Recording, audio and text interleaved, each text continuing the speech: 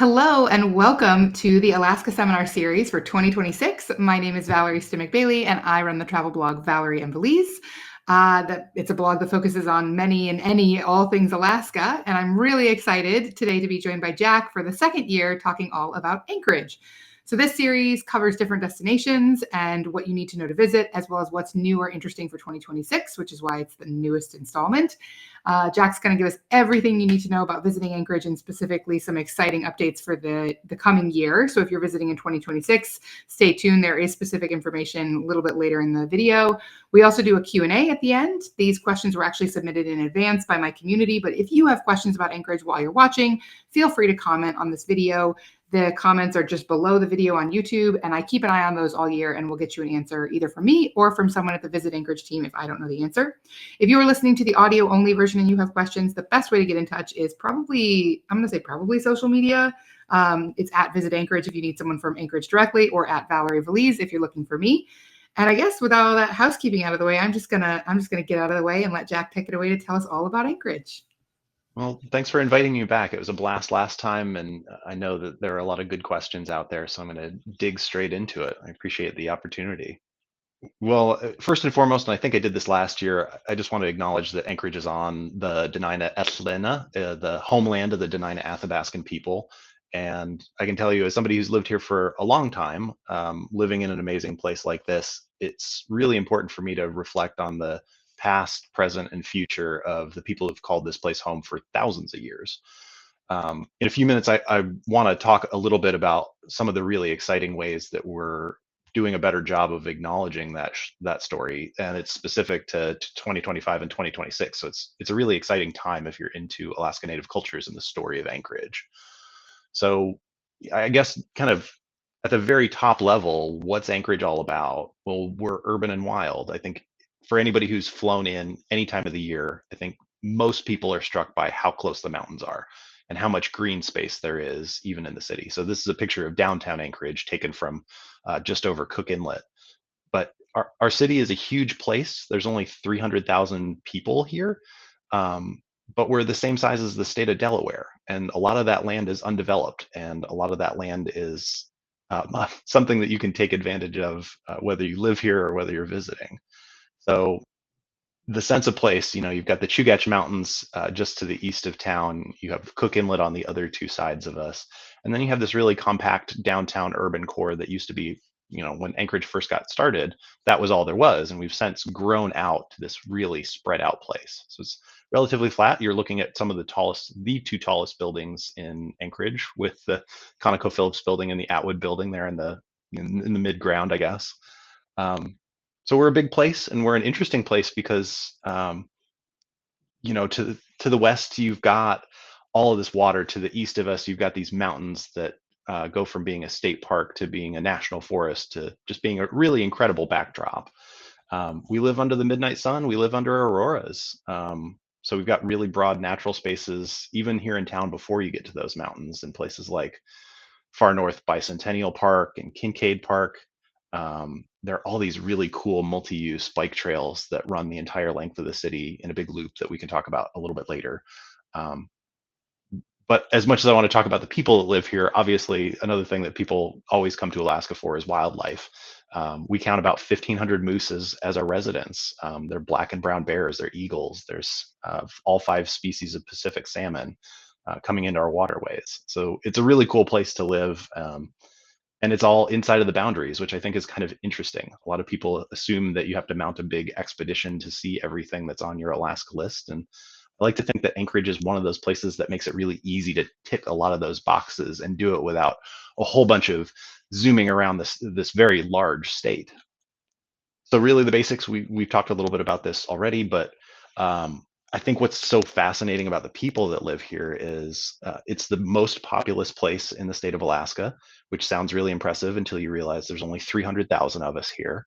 But there's a surprising amount of diversity and a surprising amount of connection in that. It feels like a small town, but you get kind of the advantages of a more international place. I already mentioned we've got 1,500 resident moose that call the place home, as well as Dall sheep and eagles and the occasional lynx. We're also one of the busiest airports on the planet for cargo and the largest airport in terms of passenger volume in the whole state of Alaska.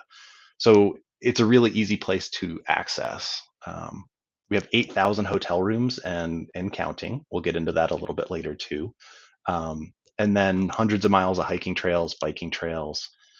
Some other interesting little quirks that kind of start out as the 101 about Anchorage, Alaska. We have the largest seaplane base on the planet. There are some 200 to 300 takeoffs and landings at Lake Hood Seaplane Base every single day of the summer. So it's kind of at the hub for air travel in and out of the state, but inside of the state as well. And then a big part of the reason that Anchorage is here is because we got our start as a construction hub for the Alaska Railroad more than 100 years ago. So rail travel is a really big part of an experience here in Anchorage too. And we're at the center of the road system too. So there are a lot of different ways to get around. It's really convenient to jump into Anchorage, spend some time here, but also to kind of knit together those really close wins using float planes, railroad, rental cars, RVs, things like that. So we like to think of ourselves as more than just a gateway. We're a getaway in our own right. But maybe we talk about some of the big reasons that people come to Alaska and how that lines up with what we've got here in Anchorage. I mean, I hope that this is the kind of thing that the word Alaska elicits in people's minds. Big mountains, huge vistas, kind of trails that stretch on forever. My favorite part of this picture is it's only about 15 minutes from where I'm sitting in downtown Anchorage, so it's really accessible. This is the Chugach. The Chugach Mountains are, that background that frames the city.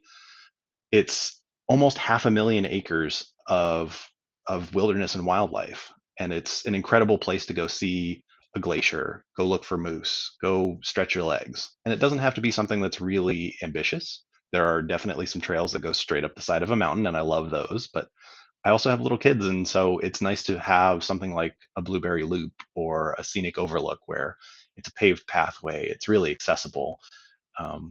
I think it can be really intimidating to say, how are we going to travel and see something natural in Alaska? And Anchorage makes it really, really easy to do that and do it at the speed that you're interested in.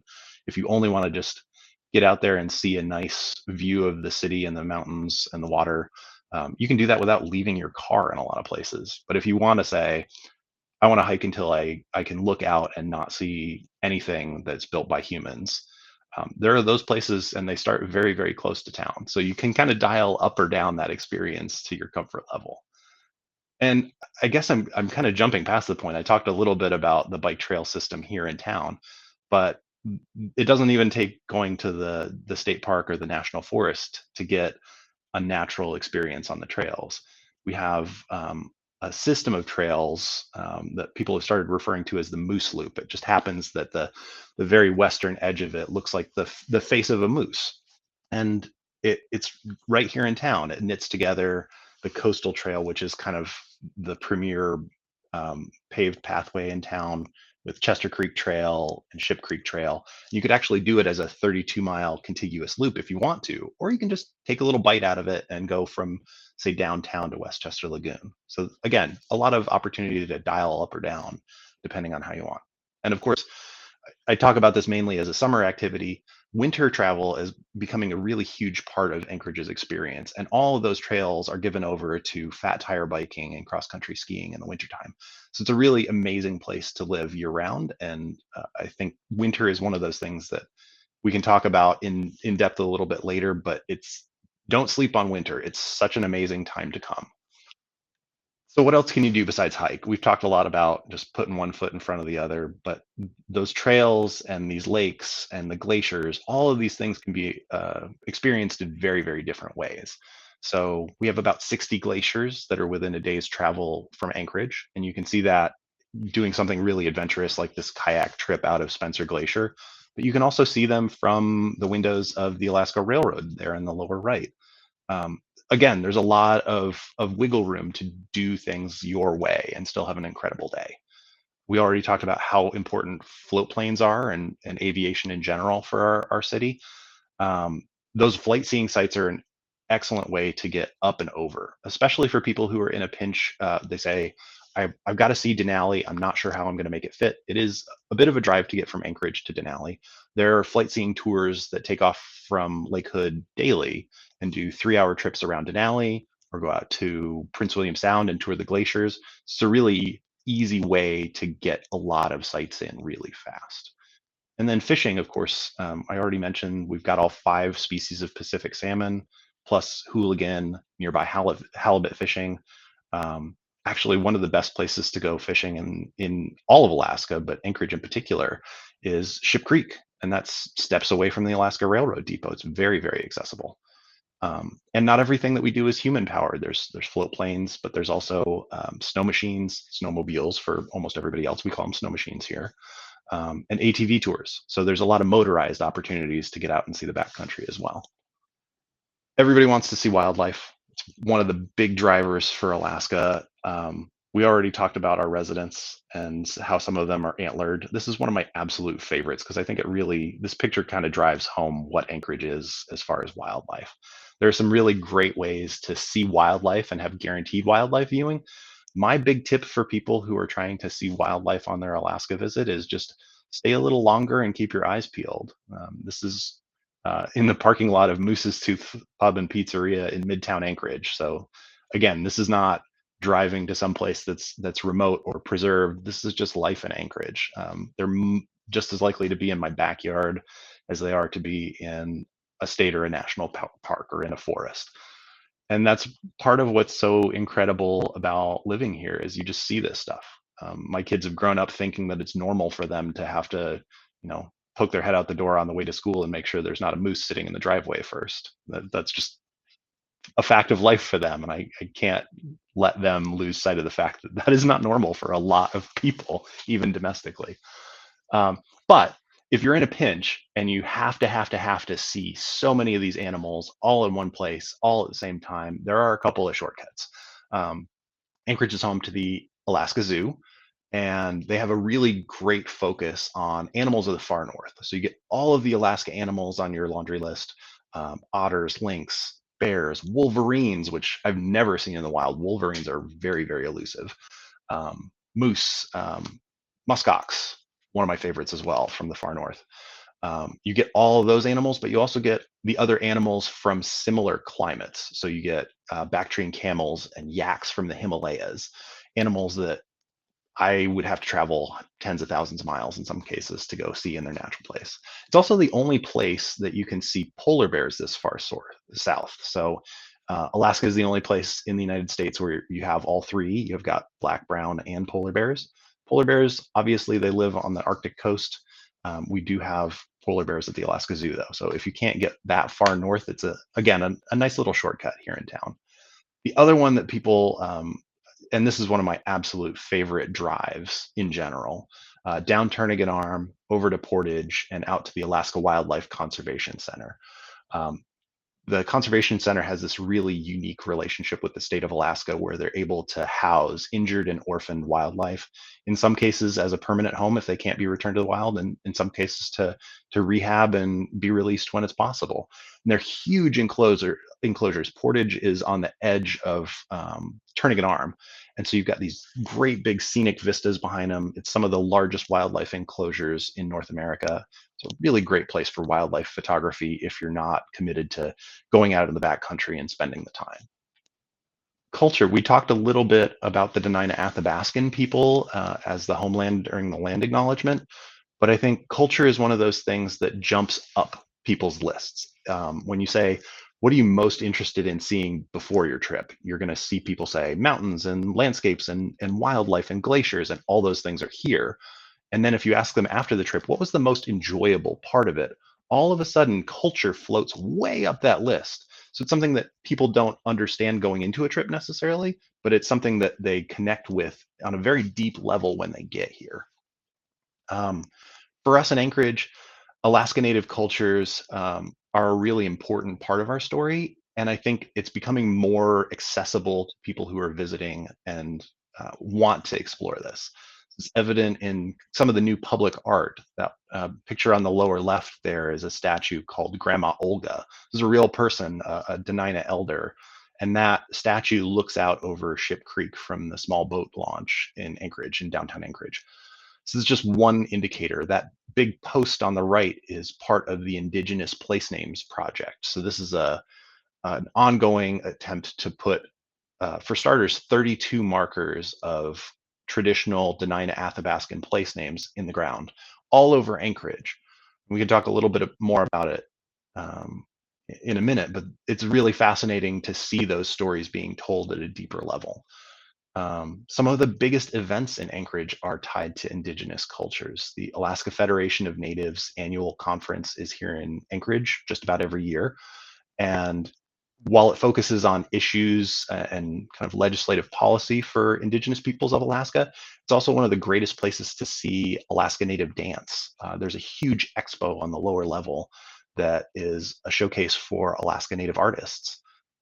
Or if you're here in the spring for April, you've got the Native Youth Olympics, which is Indigenous games open to any kid who lives in Alaska who's under the age of, I think it's 19. So it's really great opportunities to see these living, breathing cultures. So to understand where we came from, but also see where these cultures are going. I think that's a really fascinating part of this story. It's not just living behind museum glass. This is lived experience in Alaska. Um, it's as simple as what's in your shopping bag after a trip to Anchorage. It's our most popular souvenir for years and years and years has always been the ulu, which is this curved knife that was developed and used by Alaska Native peoples. There's examples of this from tens of thousands of years ago. Um, and I love that one in the lower right, that scarf is a smoke ring that's actually knit out of muskox wool. And then I'd be remiss when we're talking about Alaska Native cultures if I didn't mention the Alaska Native Heritage Center. They have some huge stuff in the works that we'll get into in a minute, but it's really one of these great places to get your head around not just the indigenous culture that was traditionally in the Anchorage area, but also all of the different Alaska Native customs, languages, building styles. The Alaska Native Heritage Center does live song and dance demonstrations, those native sports that are featured in the Native Youth Olympics. And then they also have life-sized examples of traditional building styles out back around Lake Tiulana. So it's a really incredible place if you say, I'm not going to be able to get to all of these different regions of Alaska, but I want to understand the people that are present here. It's an incredible place. And then the Anchorage Museum right downtown, huge wealth of local history and art, but also one of the only long-standing Smithsonian exhibits outside of Washington, D.C. So about, gosh, almost more than a decade ago now, um, the Smithsonian flew in Alaska Native elders to look through just rooms and rooms and rooms of stuff that had been collected for hundreds of years, and some of it had never been on public display. And to be able to gather what these items were made of, how they were used, why they were important, and then also to bring them back home and allow more access to them. I think it's been a really incredible story. And like I mentioned, this is only going to grow from here. We saw more Indigenous place names markers go in this past summer, the most recent one being Kinchegi up in Chugach State Park at the Glen Alps parking lot. And there's more planned. And the Alaska Native Heritage Center, they're building more. They have a really ambitious expansion plan. They unveiled 3 new exhibits this summer, this past summer in 2025. And they have the first permanent Dena'ina focused display of this ground squirrel parka, this full length coat. That was funded by the Mellon Foundation, and they're going to build even more. So they'll be working on a healing garden, more interpretive displays, and they have a really ambitious multi-year expansion plan. So they're one to watch, both in 2026 and beyond. I think the other things that are really interesting, kind of 2 big themes. One, there's been a tremendous amount of investment. So Huna Totem Corp and Doyon, they're 2 Alaska Native owned companies here in Alaska. They've actually partnered to do a tourism based subsidiary called Na Dana. And they now operate the Chugach Glacier Gateway, which includes the old Portage Glacier day cruise.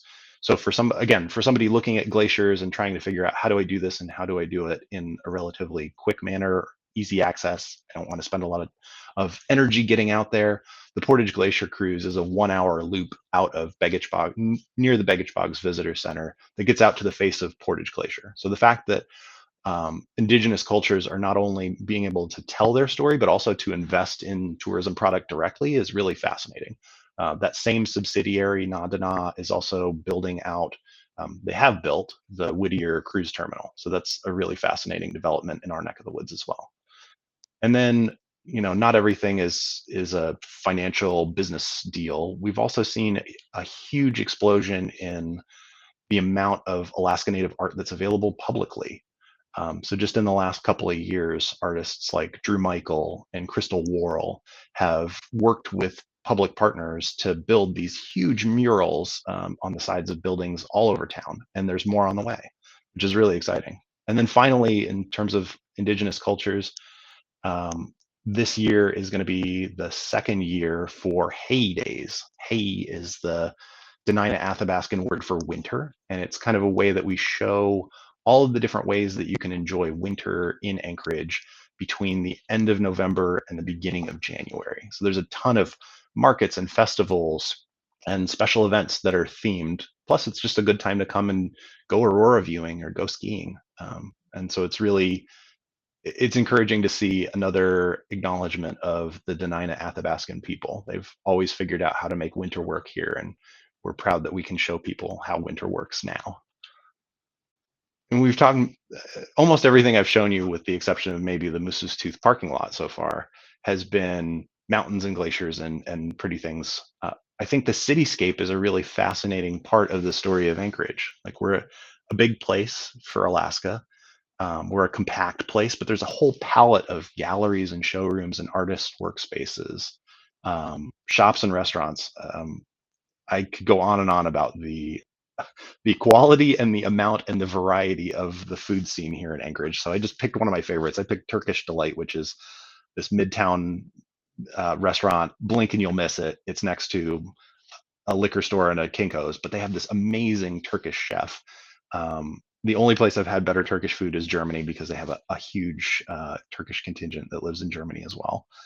But I think it's really interesting to go poke into what has drawn people to Anchorage for years in some cases, and what makes them tick and what makes them stick. And so that means Turkish restaurateurs and Inupiaq tour guides and former army brats like me. They're all in the same place. And what is it about this place that makes us stick? There's just something here that's incredible that you don't get anyplace else. I already talked about how busy we are as an airport. It's incredibly easy to get here, and it's easier every year. We expect that in 2026, we're going to see increased capacity at Ted Stevens Anchorage International Airport. You may have already heard that Southwest Airlines has announced that they'll be flying into Anchorage for summer 2026. They'll have direct flights, nonstop flights from Denver and Las Vegas into Anchorage. American is going to add a route from Phoenix, and so even better connections to the Southwest. And then Alaska and United and Delta are either preserving the service that we had last year, which was a record for us, or they're upping frequency. So, for example, maybe changing twice a week service to daily service, or in some cases, they're swapping in larger aircraft on an existing schedule. It's funny, sometimes when I travel out and I tell people I'm from Alaska, they get this kind of like far away look in their eyes, and they kind of go like, "Oh yeah, I've always wanted to go there, but it seems like it's so challenging to get there, and maybe one day I'll get there." And it feels like I just want to grab them by the shoulders and say, "I can show you the airline that I flew to get to your place. Like, it's not that hard." Seattle, Portland, San Francisco, LA, Las Vegas, Salt Lake City, Phoenix, Denver, Dallas, Houston, Minneapolis, Chicago, Atlanta, New York, DC, San Diego, Detroit, Sacramento, all nonstop from Anchorage, at least in the summertime. And most of those are also year-round service now. On the international side, we have flights to Frankfurt, Germany, Vancouver, and Calgary in Canada as well. So I think it's easier to get here. I can literally point you to the plane that is going to take you straight from your house to my place. Okay, so what's new since the last time you and I talked? I think last time around we talked a lot about hotels in the future tense. This is coming. This is expected to open. I'm proud to announce a lot of the stuff that was planned to open this year, and there's more on the way. So the Wild Birch Hotel, I think we talked about in 2025. They're open now and they've got more coming. So this is a shot from the bar. They've partnered with a local brewery called Midnight Sun on all of their brewery stuff. And they're actually going to open a second part of, so they have a restaurant called Crimson that opened this past summer, but they'll have a second location that'll be like a miniature outpost of Midnight Sun downtown, which is great because they're in South Anchorage. And so if you're in downtown and you don't have a car, it's another way to get to Anchorage's brewery scene without bouncing around in a vehicle or having to call Ubers. So the hotel's got a street side restaurant. This is Crimson, a lobby bar. They'll have the brewery open soon. The cafe's already open, and then retail shops. They have some fantastic outdoor patios on the north side of the building that look out across to Sleeping Lady, the mountain Digley Lishla in Denina. So it's going to be a really great place to watch the fireworks on when Furrandi rolls around in February and March too. The Hilton was renovating the last time we talked. They're moving right along with their renovations. The lobby's open now, and then they're working on a second phase of renovations as well, including the Top of the World restaurant and bar. They're looking at completing that sometime this year. We talked a little bit about some of the smaller properties. I'm proud to report that both Snob Hollow and Blue Water Base Camp are doing phenomenal. Blue Water Base Camp has these micro cabins out in Eklutna. They've also opened an event space. So in addition to these cabins with kitchenettes and bathrooms, they also have this gathering space. So if you wanted to rent out the entire place, you have a place for parties as well. And then a couple of maybe one long-standing one that's back in the mix. The Voyager Inn reopened across from the Hotel Captain Cook. They're a long-time fixture downtown. They've got some new owners. And then later, in just a few short months, as I sit here today, we'll also have a couple of new Midtown properties. The Candlewood / Holiday Inn. It's our first dual badged hotel, which I didn't know was a thing until Candlewood Holiday Inn started working. And then Alyeska Resort, they've finished most of their room reservations, but they have really ambitious plans for the future. So they've finished all of their renovations. They've also opened something called the Black Diamond Club, which is a really, really cool experience. The A Bar just reopened. They have a new lobby bar right in front of the fireplace that's really cozy. And then they've got big plans to add more convention space, more community spaces, um, and then the Nordic Spa, which feels like old news, but is definitely not. If you're looking for a relaxing place out in the spruce trees, the Nordic Spa at Alyeska cannot be beat. I could go on and on about this because I live here and I find it all like, kind of exciting, but it feels to me as a local like all over there are people making very quiet, kind of calculated bets that there's something going on here and we don't want to be part of it.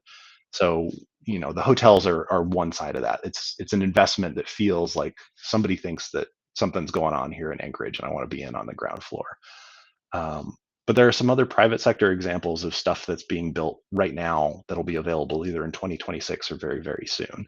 So like the Alaska Wildlife Conservation Center down in Portage, they're already a fantastic place to go wildlife viewing, but they're about to open the Ocean Education Center. So it's this 1,000 square foot facility that looks out on Turnagain Arm, and they'll actually have underwater listening devices that let you listen to beluga whales. I didn't even mention this on the Turnagain Arm drive, but we have a resident beluga population, and if you watch them during the fish runs, they follow those hooligan and those salmon into local rivers, and they're really close to the coastline, and they're really easy to spot because they're this very white whale in this very dark water. Um, there's also a couple of new aurora viewing opportunities. Outbound Heli Adventures just announced that they are going to do some aurora viewing out at Knik Glacier in a private viewing dome. So you'll be able to touch down within a stone's throw of Knik Glacier and have this little private viewing area for the aurora. And the great thing about that is you're up over the mountains, you're still within, I think, a 30-minute flight of Anchorage, but it feels like you're a world away. And then not all of this investment is private sector either. On the public side, we'll have a ton of new wayfinding that's all been designed by a Denina Athabascan artist called Sebastian Garber. So it'll be a really cool way to impart a traditional art style into just helping people figure out where they are in downtown Anchorage. This picture is actually the side of the Kobuk. That mural is from Drew Michael. The good news is just behind this, Town Square Park, which is kind of very much at the heart of downtown Anchorage, all of that set for a very large renovation, the first in decades, here in the next couple of years. And then there's also a public campaign called Beyond the Beige. For anybody who's actually been to Anchorage before, we tend to we favor our tans in building colors.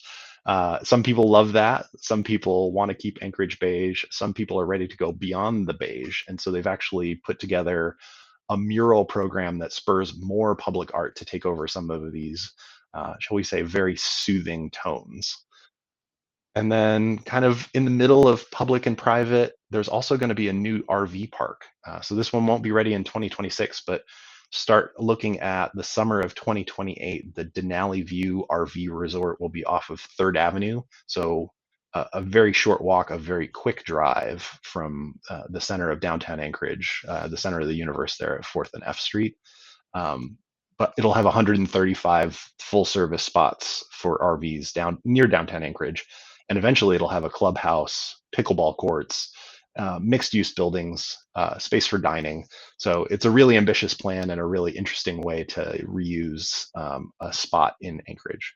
And then lastly, there's a very large landscape change coming to 4th Avenue, which is kind of functions as Anchorage's main street, the Mushing District. So 4th Avenue is where both the Iditarod and the World Championship sled dog races take place. There's actually an arch recognizing 4th Avenue as the Mushing District that'll be up over 4th Avenue really at the beginning of 2026. I think the unveiling's set for December. So it's going to be nice to see these things kind of yeah, it's just incredible to see the landscape shift and see people take in investment in downtown Anchorage. It's like we're learning again what we want to be when we grow up. And then, for a place that's already a trails town, I won't spend too much time talking about this, but it feels like those trails are starting to get knit together in really interesting ways. So we already have, a couple 100 miles of maintained trails, 220 parks, but it feels like they're all getting connected. So that Moose Loop is about to get even loopier. The Ship Creek and the Tony Knowles coastal trails are going to get connected near downtown Anchorage. There's plans for another Indigenous Plaza when those two meet. I love that because it just makes one more bike ride that I can take without ever having to cross an active street. It's a fantastic place to go bike riding or just go for a walk. There's upgrades in Russian Jack Park, which is kind of tucked into the middle of town. And then there's a bunch of new mountain bike single track trails. The single track advocates have done a fantastic job of building out the service single track areas and then the beach lake area as well. And then one of my all-time favorite day hikes down in Girdwood, Winter Creek Trail. So in the old days, there was this rickety little hand tram that you had to pull yourself across that, suffice to say, is not the best way to get across a river. They've approved money to build a permanent bridge that will reconnect that loop. So it's a fantastic part of it. We haven't even talked about the really, really big future decades project. Locally, there's an attempt to make something called the Alaska Long Trail. And so this would be a multi-hundreds of miles trail that connects Seward to our south all the way to Fairbanks. And the good news is that every time they work on this bigger goal of connecting all of the places along the Alaska Long Trail, we win when they say, as part of the Alaska Long Trail, we need to reconnect the, the Glacier Creek crossing on Winter Creek Trail. We win, even if you just do it as a day trip. For people, I'm not going to do hundreds and hundreds of hiking miles as a through hike, but you better believe I'm going to enjoy it as somebody who just likes getting out on day hikes. We've floated past winter a couple of times already. It is absolutely my favorite time of year. It feels like the time of year where you get to kind of jump the queue. Anything that you think of when you think of Alaska is still available here. We don't hibernate. So you kind of feel like you have that insider access. And one of the biggest things that shows up no matter what time of year people are visiting us, they say, I want to see auroras. And if they come up to me and they say that in June, they're going to have to come back because we don't have enough hours of nighttime in the middle of summer to see the auroras. But really, any time between mid-September and the end of April is a fantastic time to come up and go aurora viewing. And I'm biased, obviously. I've lived here for a very long time, but I think Anchorage is one of the most fascinating places to chase the auroras. We have this mountainous backdrop. We have all of these rivers and lakes. We have cityscapes that you can put into your photography. And on those days where the auroras are out, it's a really compelling place. There's a lot of microclimates, and that gives our tour guides a lot of options.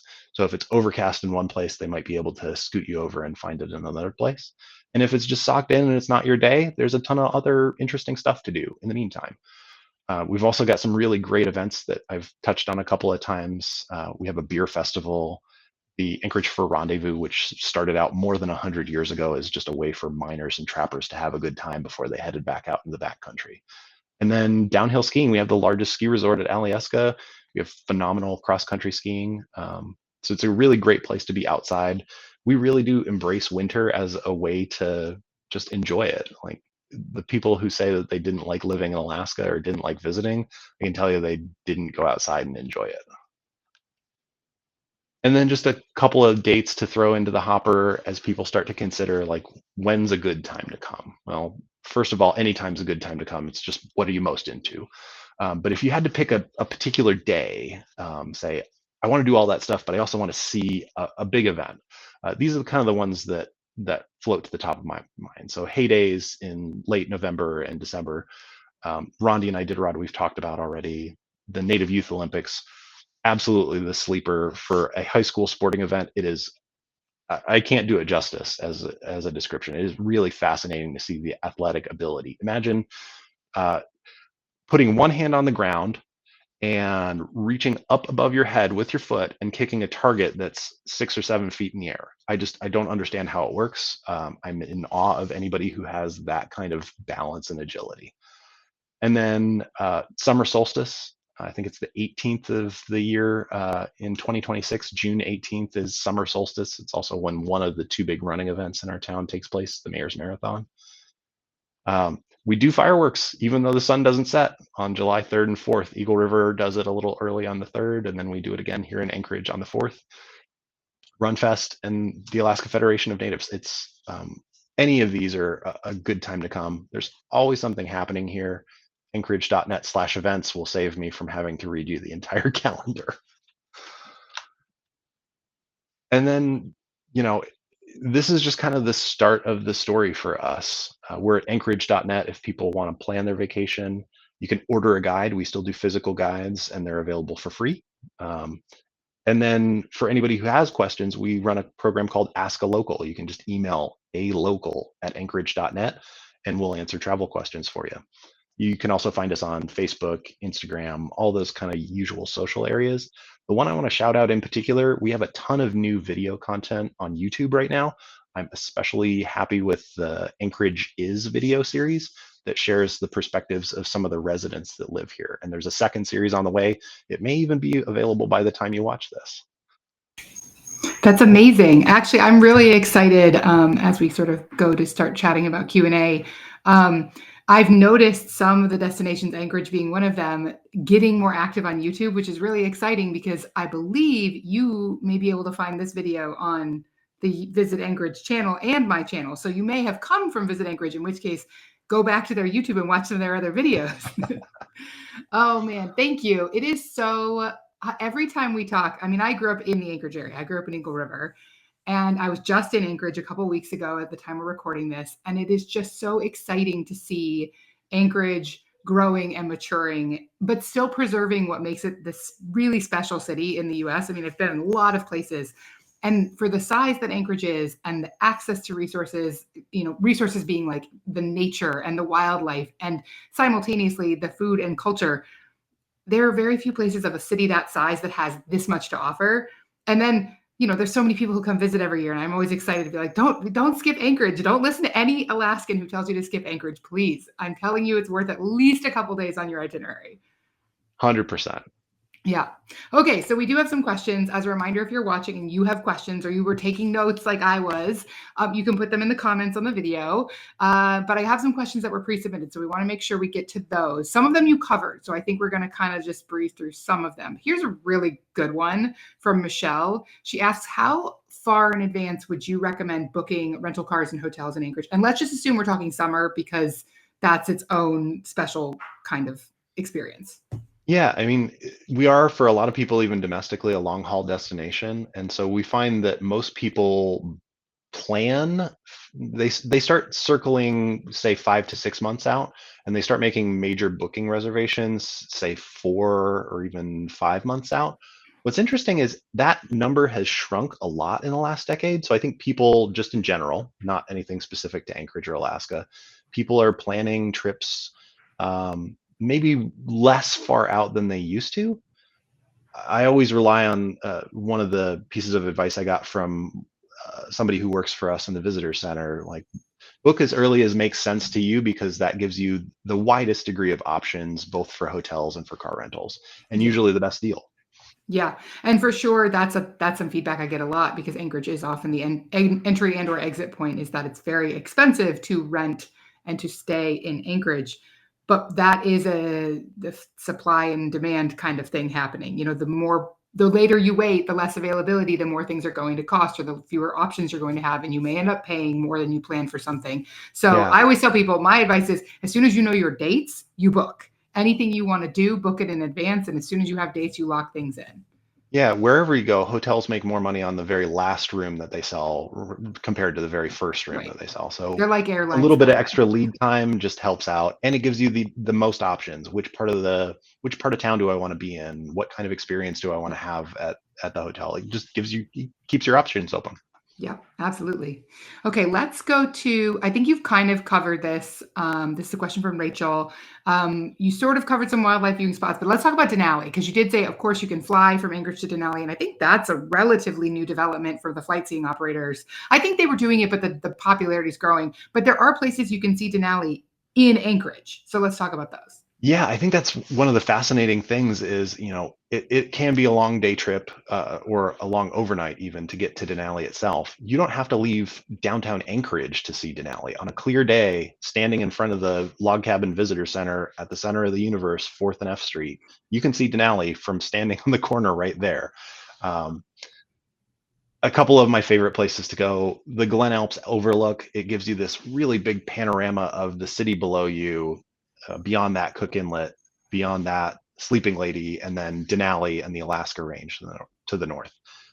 We didn't talk about this at all, but there are 6 different mountain ranges you can see from Anchorage on a clear day. And so it's a really great place to see. Even if you can't get into Denali itself, there's a really good opportunity to see Denali. And then wildlife. So we talked a little bit about like places to see wildlife, the zoo and the Wildlife Conservation Center. One of my favorite places actually isn't an attraction. It's just on the far side of the airport. So if you leave downtown Anchorage, drive past Earthquake Park and some of the other great spots to go and look for Denali. There's this really quiet, secluded area over towards Kincaid Park that just seems to be a place that's quiet enough that the moose like hanging out there. That's like 15 minutes away from the airport. You can make that your first stop after picking up your suitcases. Yeah, we did that actually in October. As we flew in, this is how wild Alaska and or how wild Anchorage is. It is urban and wild. There was a group of moose, including a large bull, bedded down just outside the airport fence. So we saw them as we were landing. They were just right there, right on the edge of airport property. And it's like, well, we're in Alaska now. We've seen our moose. Got that done. It's it's true. I've been in that spot where you're looking out the window on final approach and you're like, oh, there he is. He's right there. He's Yep, over yep, there yep. There in, must be in a, Kincaid. a, a male who really likes that area, so he hangs out in that area. There are just these big green spots that if you're a moose, there's a whole bunch of elbow room to chill out. And Yeah, eventually you're going to pop in and out of the neighborhoods. But for the most part, you've got the whole place to yourself. yeah. And that's what you need when you're a moose. You need space. There you go. Okay, here's another question. I think this is the same Michelle because she commented on both of the places that I shared this, which is great. I love to see people excited about visiting Anchorage. Let's talk about day trips within what's considered Anchorage officially, the greater Anchorage area, but also Yeah. places you can visit outside of Anchorage.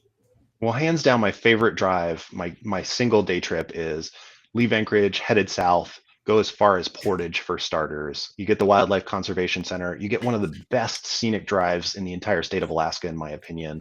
Turnagain Arm is just phenomenal. You have the water on one side, you've got the mountains on the other. You've got Dall sheep up in the mountains. You've got beluga whales out in the water. Um, go down to Portage, see the Wildlife Conservation Center. On the way back, stop in Girdwood, which is this really cool ski community with 7 hanging glaciers up in the mountains. Go on a tram ride, sample a beer or two. There are a couple on the way. It's a really fantastic drive, and you can do it in less than a day. You could do it as a half-day trip if you really wanted to, but spend the time, spend a little bit of time out there. Down that same direction, maybe different spin on it though. The Glacier Discovery Train. So you leave Anchorage on the Alaska Railroad, you traverse that same region, and then you get back into the Chugach Mountains in a place that you can't get to if you are in a car. It's this area called Grandview. There's this phenomenal view of the historic Loop District. So the train in the old days had this literal loop that it had to climb because the engines weren't powerful enough. It's this very broad area in the backcountry. Glacier views along the way, Bartlett Glacier, Spencer Glacier. There's actually a whistle stop that you can go to, and that's where that kayak photo was taken, actually. So 2 of my favorite day trips. Going north, the Mat-Su is a fantastic place to visit. Town like Talkeetna, really bite-sized. If you've ever seen like the storefronts from the old Northern Exposure TV show, legend has it that they looked at Talkeetna to build that set. And so it's really just that very down home Alaska kind of aesthetic. Great answer. Sorry, I'm taking notes because I believe if you are watching this, you might have been noticing that up in the corner, like little bubbles keep popping in. I think we're going to have a video for Talkeetna this year for the first time, which is very exciting. So there would have been a Mat-Su bubble, and you might have then seen there was a Talkeetna bubble. So if there was and you want to go to Talkeetna, hit that bubble. Okay, yeah, those are all great. Let me see, what else do we have for questions? I think you covered most of those, and I don't know if you're going to know the answer, so we'll end on this one. Coots, as a little context for anyone listening, Coots is officially called Chilkoot Charlie's. It's called a nightclub according to Google. It is like this wild and wacky multi-experience place. Like they have different kinds of bars all within this one building. It is like notorious nightlife place in Anchorage. In fact, it's so notorious that in the conference that I was just in Anchorage for, that was like the after party one night. It's like, oh, let's get on a bus and go to Coots, which I've never been. So I describe it not from experience because I grew up in Alaska. I didn't drink in Alaska very much when I was a kid, obviously.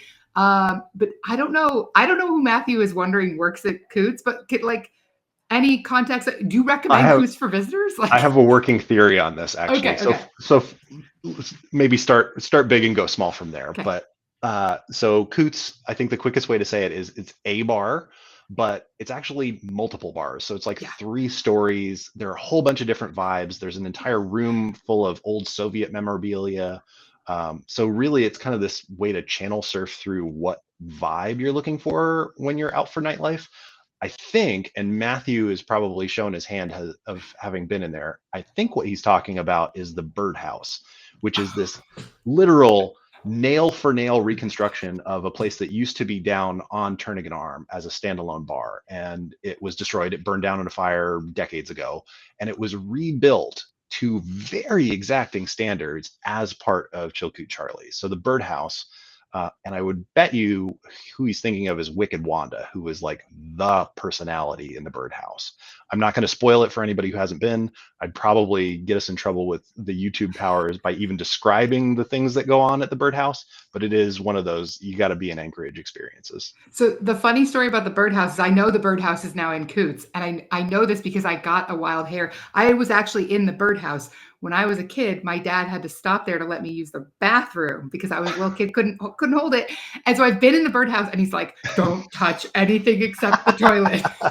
And that will give you a little bit, it's a characterful place. That's how I'll describe it, even in its second incarnation. Well, and when I say it was lovingly recreated, there's a story that says, so in the old Birdhouse, it was not built particularly soundly. There was a very specific slope to the bar. Like you could, like if you put a pencil on the bar, it would roll down the side of the bar. And when they rebuilt it at Coots, somebody came along and said, didn't get it right. And they pulled the whole thing apart and rebuilt it. So it was exactly the way it was in the old Birdhouse. Yeah, so that's an Alaskan. Ridiculous. It's an Alaskan commitment to things that we love that are a little bit unique. Yep. Okay, well, I think we can wrap it up there. I just have to say thank you, Jack. You always inspire me to spend more time in Anchorage. And I've spent a lot of time in Anchorage in the last year, and I'm headed back in March. So I don't think my adventures in Anchorage are done yet. Just to wrap things up from a kind of a high level standpoint, again, if you have comments, put them in the comments below. Also, be sure to check out the show notes. We've got that link to visit Anchorage. Links to their social media, some links to some blog posts that I have to help you get started if you are also a reading kind of learner or planner. I think that about covers it. Be sure to check out other videos in the series if you're planning to visit other places in Alaska, which most people do. Most people don't just go base themselves in one place. So you can string together your trip using these different videos from experts like Jack. And just one more time, thank you so much, Jack. My pleasure. Thank you.